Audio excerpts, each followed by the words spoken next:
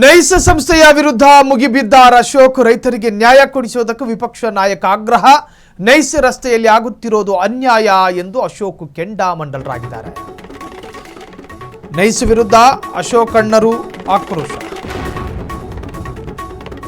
ರೈತರಿಗೆ ನ್ಯಾಯ ಕೊಡಿಸುವುದಕ್ಕೆ ವಿಪಕ್ಷ ನಾಯಕ ಆಗ್ರಹ.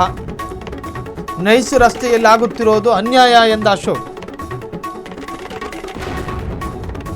ನೈಸ್ ಸಂಸ್ಥೆಯ ವಿರುದ್ಧ ಮುಗಿಬಿದ್ದ ಅಶೋಕ್ ರೈತರಿಗೆ ನ್ಯಾಯ ಕೊಡಿಸುವುದಕ್ಕೆ ವಿಪಕ್ಷ ನಾಯಕ ಆಗ್ರಹ.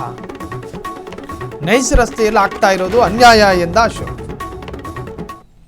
ಮಾತನಾಡಿದ್ದಾರೆ ಅಶೋಕ್.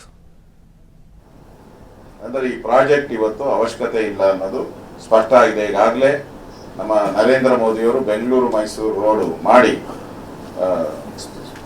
ಎಕ್ಸ್ಪ್ರೆಸ್ ಹೈವೇ ಮಾಡಿಬಿಟ್ಟು ಇನ್ನ ಬೇರೆ ರೋಡ್ ಅವಶ್ಯಕತೆನೇ ಇಲ್ಲ. ಈಗ ಮೈಸೂರಿಗೆ 1.5 ಗಂಟೆಯಲ್ಲಿ ರೀಚ್ ಆಗ್ಬೋದು ನಾವು ಕೆಂಗೇರಿಯಿಂದ. ಅದರಿಂದ ಹೊಸ ರಸ್ತೆ ಅವಶ್ಯಕತೆ ಇಲ್ಲ. ಆ ದೃಷ್ಟಿಯಿಂದ ಎಂಟೈರ್ ಸ್ಕೀಮನ್ನು ರಾಜ್ಯ ಸರ್ಕಾರ ತಗೊಬೇಕು. ಯಾರ್ಯಾರು ರೈತರು ಜಮೀನು ಕಳ್ಕೊಂಡಿದ್ದಾರೆ ಅವರಿಗೆ ಸರಿಯಾದಂಥ ಪರಿಹಾರ ಸಿಗಬೇಕು. ಅಕ್ವೈರ್ ಆಗಿರುವಂಥ ಜಮೀನುಗಳೇನಿದೆ ಇಷ್ಟು ವರ್ಷಗಳ ಕಾಲ ಅವರು ಬೆಳೆ ಬೆಳೆಯೋಕ್ಕೂ ತೊಂದರೆ ಕೊಡ್ತಾ ಇದ್ರು ಈ ನೈಸ್ ಸಂಸ್ಥೆಯವರು. ಇದೆಲ್ಲವನ್ನ CBI ತನಿಖೆಗೆ ಒಪ್ಪಿಸ್ಬೇಕು. CBI ತನಿಖೆಗೆ ಒಪ್ಪಿಸಿದ್ರೆ ಆ ಕಾಲದಲ್ಲಿ ಯಾರ್ಯಾರು ದುಡ್ಡು ಇಸ್ಕೊಂಡು ಈ ಪ್ರಾಜೆಕ್ಟ್ಗೆ ಸೈನ್ ಮಾಡಿದ್ರು, ಯಾರ್ಯಾರು ಕಿಕ್ ಬ್ಯಾಕ್ ತಗೊಂಡು ಈ ಪ್ರಾಜೆಕ್ಟ್ಗೆ ಸೈನ್ ಮಾಡಿದ್ರು, ಅವರೆಲ್ಲರ ಬಣ್ಣ ಬಯಲಾಗಬೇಕು.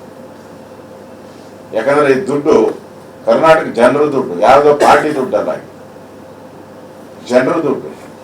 ಅಂದ್ರೆ ಇಷ್ಟು ವರ್ಷಗಳ ಕಾಲ ಮೋಸ ಮಾಡಿದಂಥ ಒಂದು ಸಂಸ್ಥೆ, ಅದ್ರ ಮೇಲೆ ಇರ್ತಕ್ಕಂಥ ಆಪಾದನೆಗಳು.